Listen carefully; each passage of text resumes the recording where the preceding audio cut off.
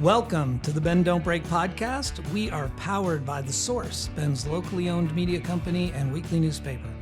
This podcast is our eddy in the rushing waters of local journalism. We are glad that you're taking some of your time to listen to us chat with the people who shape our local community. Support us through our member program at bensource.com.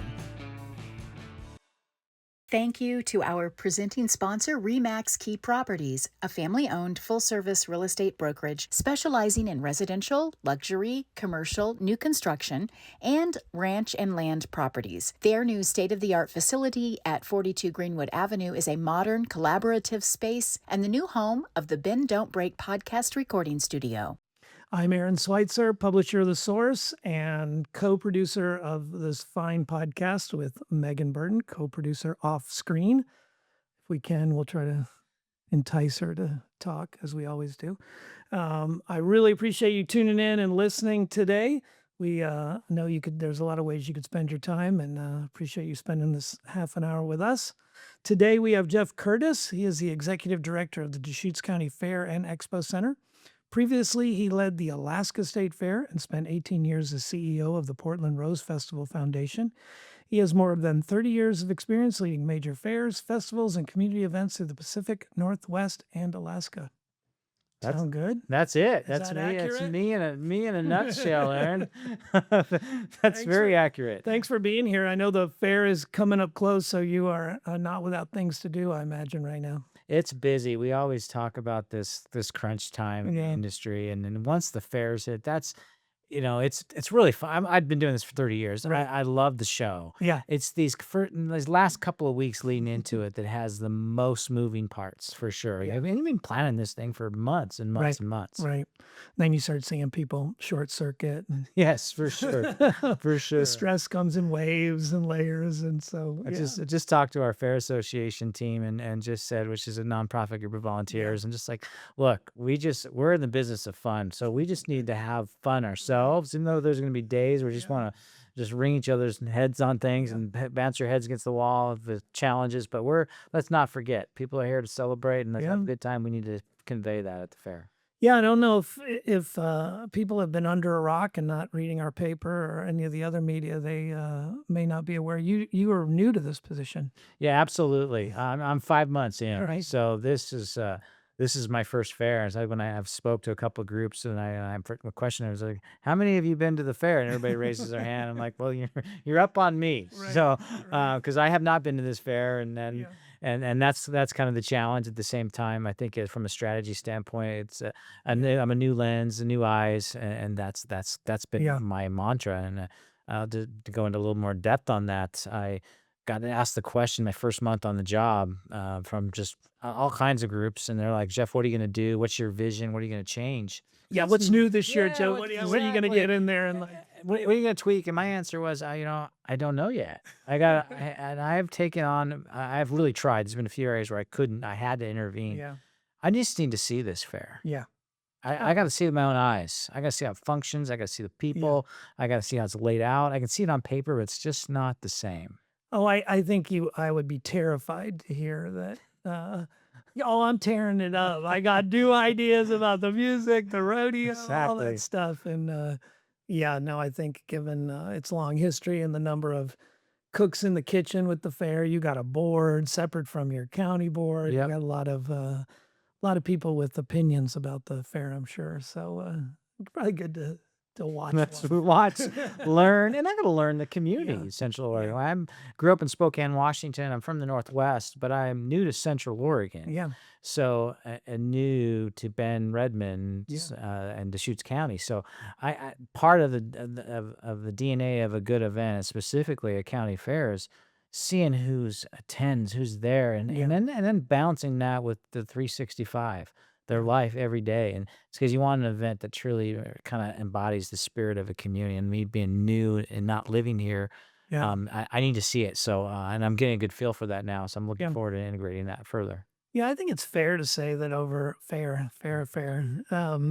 to say that over the last, I would say 6 years, the fair has evolved quite a bit. I mean, it's become, from its days when it really was just country music and classic rock to hmm having a pretty broad appeal to the general community. It's come a long way.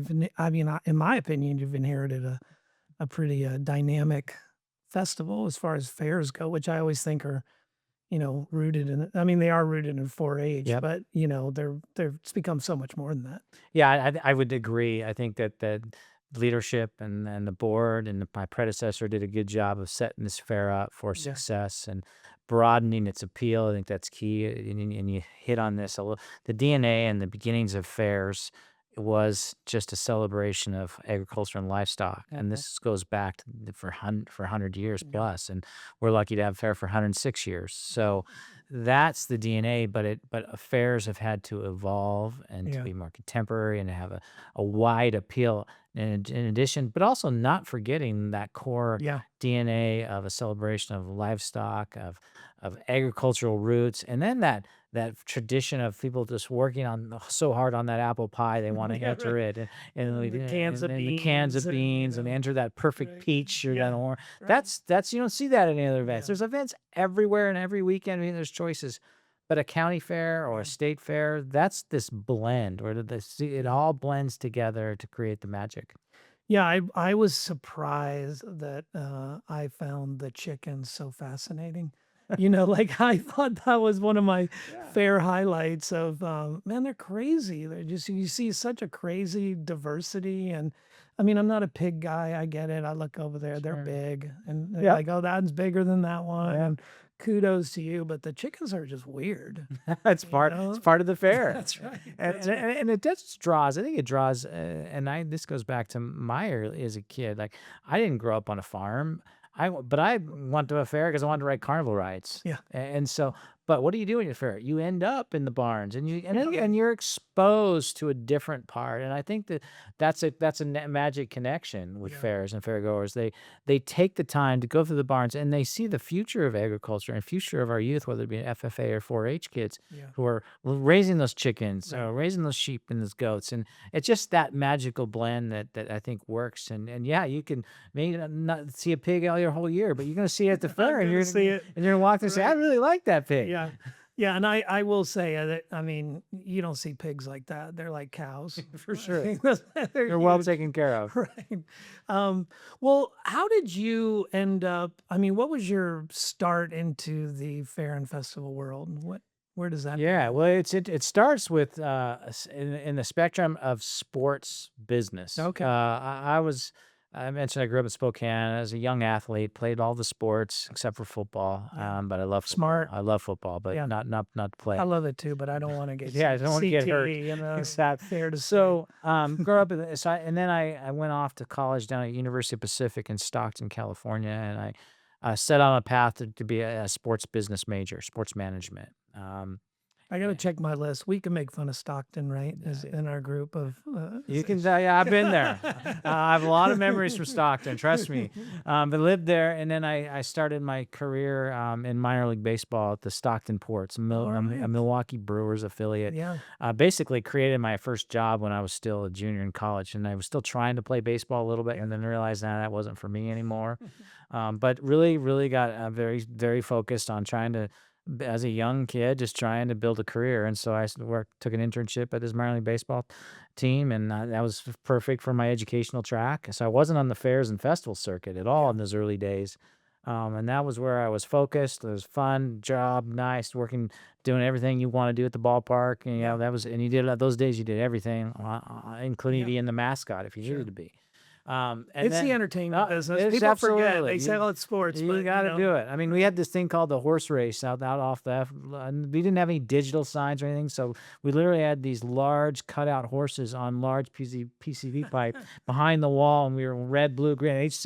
Each horse represented a section of the grandstand, and I would be calling those horses on the side. So I mean, it's just entertainment and raw rudimentary stuff, but. I would give anything for a video clip to Cer- post for this certainly would. podcast. Those of horse that, races races, right. those That's good cool. old fashioned minor league baseball Right. horse races, and selecting the dirtiest car in the parking lot. Literally, that was a promotion. My job was to go out and find the dirtiest car, and we'd say, and the announcer would make this dramatic, "Hey, if your license plate, blah blah blah." I'm like, "Uh-oh, what's wrong with your car?" And then he'd say, Yeah. "You just won the dirtiest car in the parking lot." And so that was my taste of business, but also entertainment, like Yeah. that start. And so, but I wanted to return to the Northwest. I grew up a Seattle Mariners fan, a Seahawks fan, just this core Northwest deal. So I sought out a job and was Yeah. fortunate to get a job at Seattle Mariners Wow. in corporate business sales. So sales, Right. going out and selling the Mariner brand to the business community, and did that for a few years. How old were you then? I was 23, Oh, just a young buck for yeah. sure. But That's a good job to have. I'm sure you oh, were it was a you were great business bragging. I'm sure card. you were bragging. It got you into more things. Hey, Right. especially in the days when Ken Griffey Jr. and all Yeah. they were good back then. Yeah. And so it was a good thing to have for Yeah. sure. But all good things come to an end. And so that when I talk about end, I had that this is the coolest job Yeah, ever. sure. Working at the ballpark and all that. But what I didn't realize, and they don't teach you this in college or any track, that it's also very much a business, Mhm. and business makes, and sometimes a cutthroat business. And I remember I walked into I'm on the job for 3 years, feeling great, and I called into my boss's office, and he said, "Jeff, today's your last day." Like, what? What? Yep, we're eliminating your position. I didn't even know what that meant. It's like, Yeah. am I fired? Are you moving me over to something There else? will be no job for you to come back to Because here. basically, he We've was blunt about eliminated it. Said, Right. you today's your last day, Yeah. bud. And I just walked away from that going, oh, ouch. What was that about? I think, Nat, you were getting the actual pro sports experience. That's it. And And they that's, have a lot of experience. and with it that happens constantly in Right. business, especially because it's attractive for young professionals to have Yeah. that business card. Well, and it's sports, And so they're dipped in it. And so I got a little negative taste out of that, frankly. Mhm. I swallowed my pride. But I was looking for work, and I went out and looked for a job. And there's a job in Portland, Oregon, the Portland Rose Festival. And I was like, I applied for it. A colleague in the industry said, "It's a really good job," and as a marketing sponsorship Mhm. manager. And I remember, like, it's flowers and floats. Like, how is that going to work with my passion for sports? Yeah. And I'm glad I had a big picture attitude about it, because I took that job. And what I learned the importance and value of community traditions. Yeah. Rose Festival is a 100-year-old Yeah, that's festival. The value and a different scope of parade and a wide variety of events, not Mhm. just a baseball game, like parades and air shows. And I got this taste of a community celebration. When I first took that job, it was just going to be like a transition job. I'll Yeah. just do that. How for a old couple were you? years. I was 27. Okay. Wow, Yeah.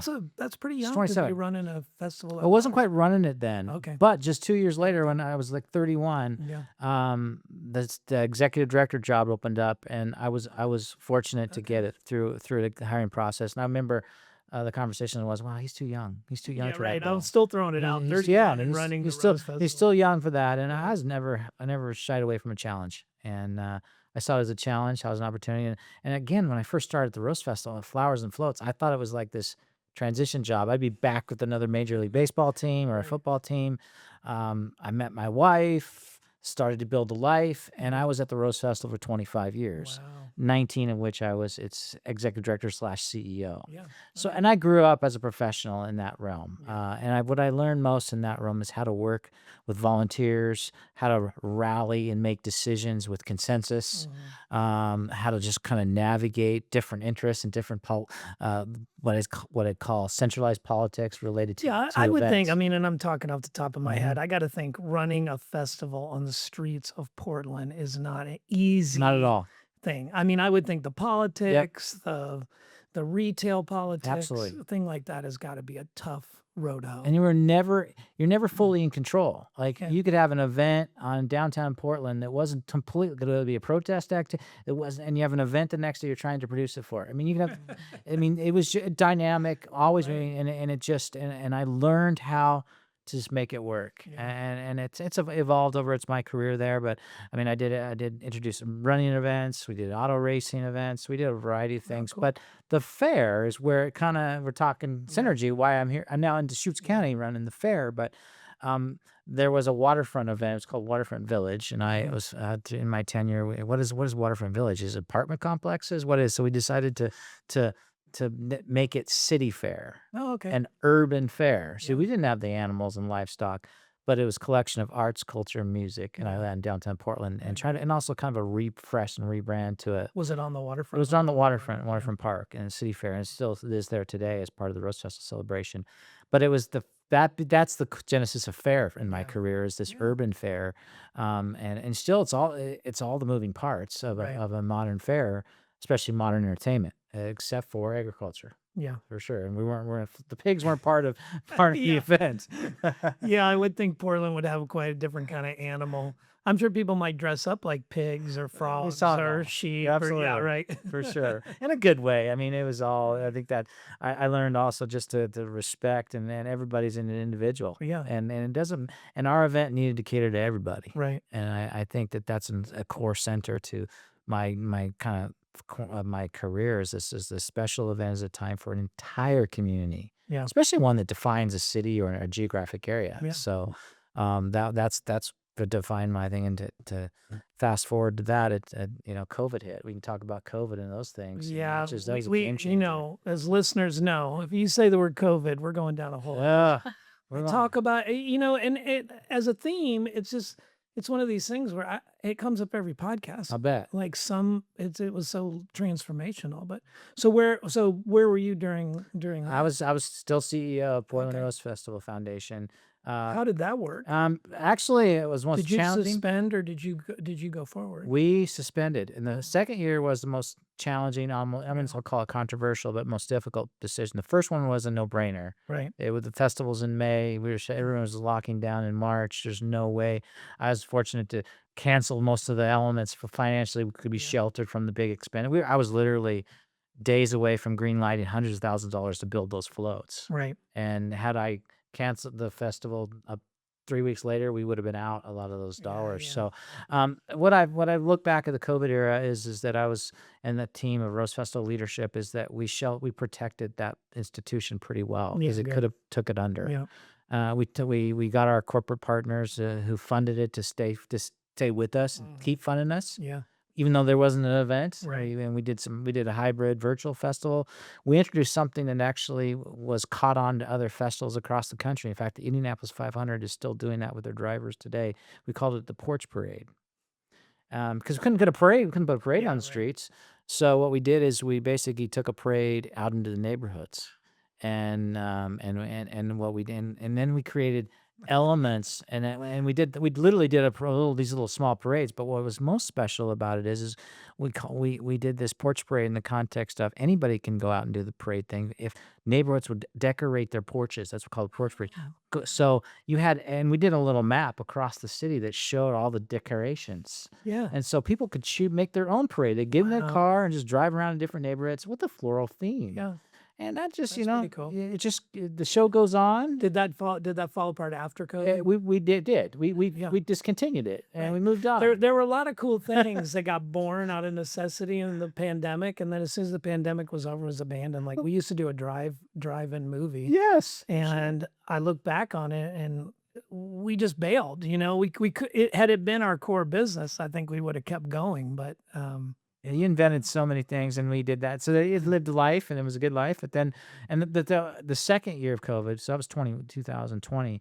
21 was the hardest one, because it was kind of this, do you do a hybrid version Yeah, partially? you were And we getting made a that. decision, and my leadership helped with this, because I was pretty grounded on it.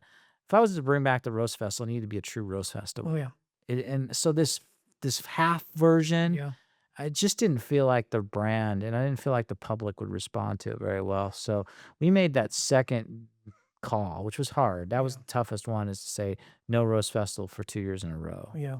And then it's in this special event business. It's amazing what you forget. So in 2022, producing that festival to recreate it in its big form, like how did we do it before? We're literally trying to Right. remember. And you had staffing challenges, because during COVID era, some staff would go off Yeah, right. and move on with their lives and careers, and so new staff. So long-winded way of saying we got Rose Festival produced 2022, and as part of that year, I decided this was going to be my last run. Yeah. And that was a decision that I didn't know what I was going to do. Yeah. Well, I mean, that was the thing is COVID gave you the time to think about what you did want to do and what you did not want to Yeah. do anymore. And there was that's why there was so much transition and the diaspora, I call them, as they float around to Right. different cities. We had a lot of them here, and yeah, it was a tough time. It was. As I took that, it's like, 'cause I almost call it retirement, but I'm too young to retire. And I had stuff to make a living. As I departed Rose Festival, I took a little time off, and then I was like, okay, what do you want to do? And one side of me was leaning towards, I don't want to do the event side of things. And I'll tell you why, is that when you're in charge of an event, it's a pretty deep responsibility because it's about modern times, safety, security, and all that. Yeah. At the end of the day, you open your doors and welcome people in. There's a responsibility, a professional responsibility, and that that weighs on you over years and years and years of doing that. Like, I wouldn't mind a job where I didn't have that responsibility. Right. I'd be okay. I'd be Yeah. sitting in an office somewhere doing something It'd else. be good if I didn't have to stand next to the ambulance and go, "What happened?" Exactly. Or the sirens go off. Right. Like, is that at my event? That wouldn't be bad. That was my thinking. But no, guess what? I ended up in Alaska. Yeah. I'm in their state fair months Alright. later. Yeah.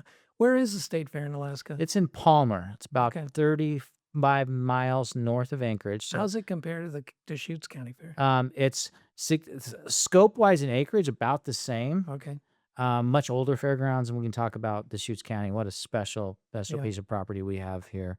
But acreage about the same, much older and structural things.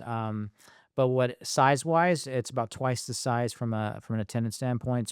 Goes much deeper, longer in duration. Okay. It's a 14-day fair, 3 weeks. You Yeah. take a couple days off in midweek to kind of refresh, but Right. it's 14 consecutive days. I remember this conversation when I took the job here. I'm like, your fair's only 5 days? Oh.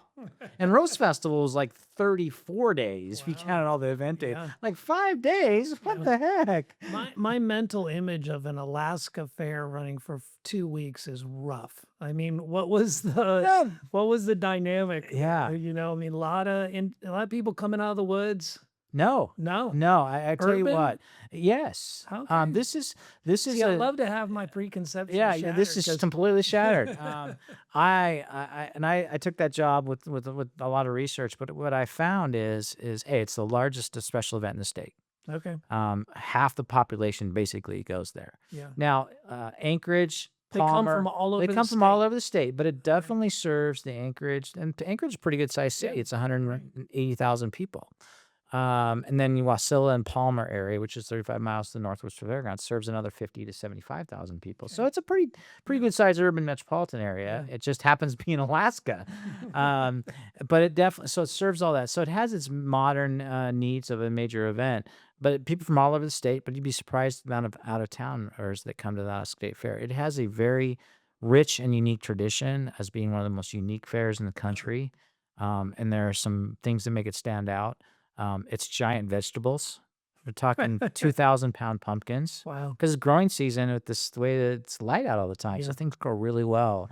You got 150-pound cabbages. Yeah. The world record at one time came out of the Alaska State Fair. So that's interesting and unique. But Yeah. it's how they produce that fair is unlike any fair I've ever seen, which is all the vendors operate out of structures. So they literally, it's like you're walking down, like on the modern fairgrounds. If it's not during the fair, it just looks like a pathway of nothing. But during the Alaska State Fair, it's a pathway of structures, like a little miniature city is built. It's How not do they bring them in? They're stored on the fairgrounds, and they own these The fair structures. owns them. No, and then no, the vendors do. do they build them themselves? They build them themselves, or And they'll store build 'em and there. store them there, and we bring them all out. It takes about 2 weeks, but it is no other fair does it that way. There is no tents. No, that sounds so it's cool. super. So you 'Cause literally they can heat them. they can do whatever they cool want with 'em 'em. or whatever. You can yeah. decorate them, and so Yeah. instead of walking into a tent and looking at some cool Alaskan clothing, you're walking literally into a little miniature Yeah. store, Yeah, and that's it's cool. rows and rows, and the food. So you can actually enter these structures. They're absolutely. not just like 10 by 10s. They're like 10 by 10s, 10 by 20s, actually Yeah. mobile structures, Right. converted, including the food ones. Man, that sounds It's cool. and the food up there, the diversity of food and things. So, and it's got what I learned to appreciate and manage was its national concerts. Yeah. 14 different of significant Oh, yeah. concerts in an amphitheater of 5,000 people that's actually on that property. But what I will tell you is from a career perspective of Alaska was I got the event thing pretty dialed in over the course of my Yeah. career. I never managed property because the Rose Festival doesn't own any land. Right. The Mariners own their ballpark, but this is 300 acres that was a new professional challenge for me. How to think about this canvas. It's like an empty canvas. What are we going to do with it Yeah. year round? Right. What structures need to be built? So that helped me.